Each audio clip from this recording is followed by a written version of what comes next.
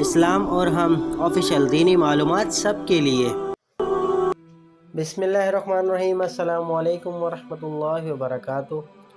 اس video کو آخر تک ضرور دیکھیے گا، ثواب کی نیت کے ساتھ دوستوں کے ساتھ شیئر بھی ضرور کیجیے گا۔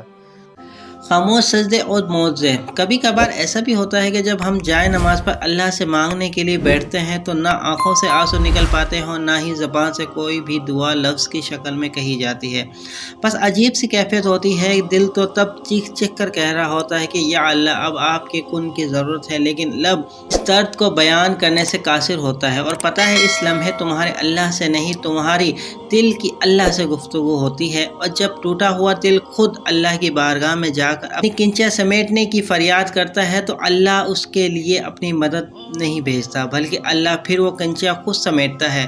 اللہ تب وسیلہ نہیں بناتا اس کے لیے، بلکہ اللہ خود اس کا وسیلہ بن جاتا ہے۔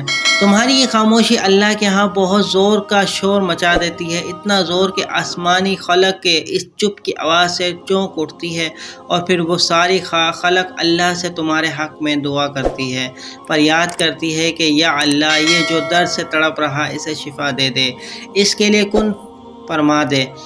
جب آسمان تمہاری آواز سے لڑکھڑا اٹھتا ہے، سوچو اس رب کی کیفیت جس نے فرمایا ہے کہ میں شہرک سے بھی زیادہ تمہارے قریب ہوں۔ سوچو تمہاری جس خاموشی کا شور عرش تک پہنچ سکتا ہے، اسے کیا تمہارے دل میں رہنے والے اللہ نہیں سن سکے گا؟ وہ سب سنتا ہے، وہ سب جانتا ہے، تب بھی جب تم کہتے نہیں، تب بھی جب تم کہنا نہیں چاہتے ہو، وہ دھڑکن ہے اور دھڑکنوں کی ہی سنتا ہے۔